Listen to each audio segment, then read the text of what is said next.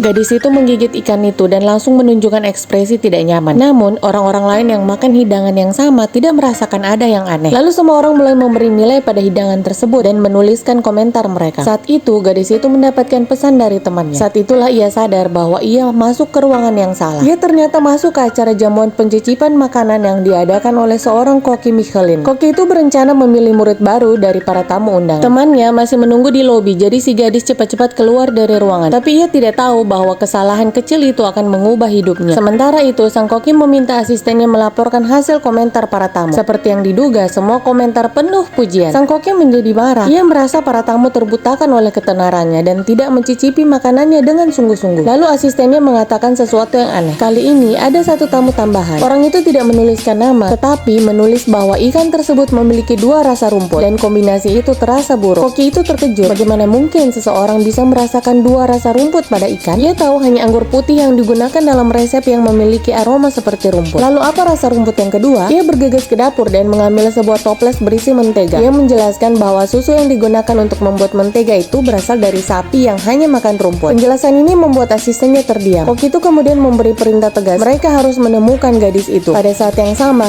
si gadis yang bekerja sebagai petugas kebersihan hotel telah tertidur kelelahan di kamar sang koki. Ketika sang asisten menemukannya, ia langsung dipecat. Ia kehilangan pekerjaannya dan memutuskan untuk menghibur diri dengan makanan enak. Tak disangka, ia bertemu dengan sang koki. Koki itu mencoba menghiburnya, tetapi gadis itu menyalahkannya, mengatakan bahwa ia kehilangan pekerjaan karena asistennya. Mereka berdebat dan si gadis kembali menyebut betapa buruknya dua rasa rumput itu. Barulah sang koki menyadari bahwa dialah orang yang selama ini ia cari. Ia berlari mengejarnya dan menawarkan $2.000 per hari untuk menjadi pemandu wisatanya. Si gadis tak bisa menolak tawaran itu dan langsung setuju, tanpa tahu bahwa ini sebenarnya adalah sebuah ujian. Keesokan harinya, mereka berkendara bersama dan gadis itu sangat senang. Ia memesan secangkir kopi. Saat ia lengah, sang koki diam-diam mengoleskan sedikit kue pada sebuah tusuk gigi dan mencelupkannya ke kopinya. Namun, hanya dengan satu tegukan, gadis itu langsung merasakan rasa kue tersebut. Sang koki semakin terkesan. Dalam perjalanan pulang, ia bertanya mengapa gadis itu begitu sensitif terhadap rasa. Gadis itu menjelaskan bahwa ia pernah sangat sakit saat kecil. Setelah sembuh, indera pengecapnya menjadi 10.000 kali lebih tajam. Mendengar ini, sang koki tahu bahwa ia menginginkan gadis itu sebagai muridnya. Tapi yang mengejutkannya, ternyata ia yang harus lulus ujian dari gadis itu terlebih dahulu.